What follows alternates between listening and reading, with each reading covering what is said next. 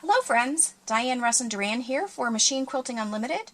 I thought I'd mix things up a little bit on the blog today and demonstrate a filler design.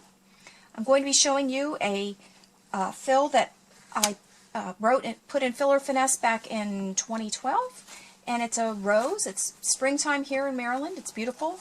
So let's get started.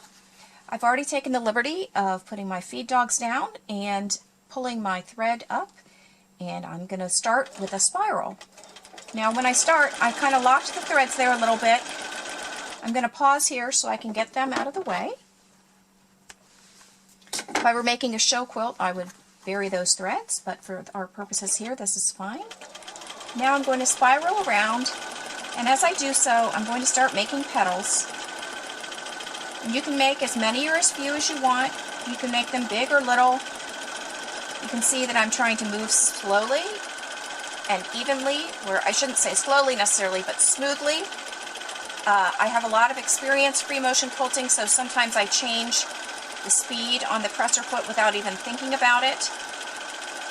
You should sew at the speed that is comfortable for you, but if you sew too slowly, you will probably end up with crooked lines.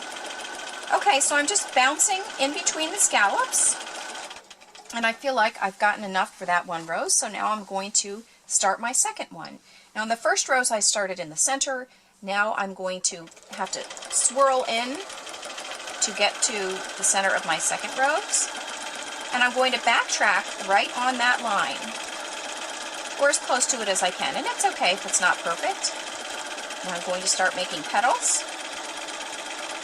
I'm using Aurifil thread here. I love to use it for machine quilting.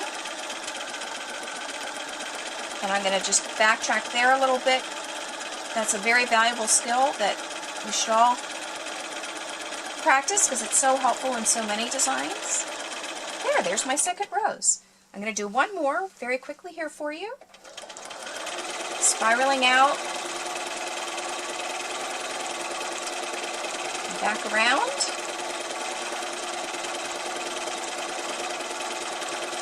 I've chosen to use white thread here on this lavender background for the visibility.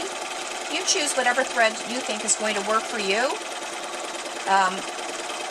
If you're inexperienced, of course, it's always better to use something matching that will hide your mistakes. Notice the location of my hands. My left hand is pressed down to hold the fabric steady, and I'm kind of using my right hand to steer the fabric.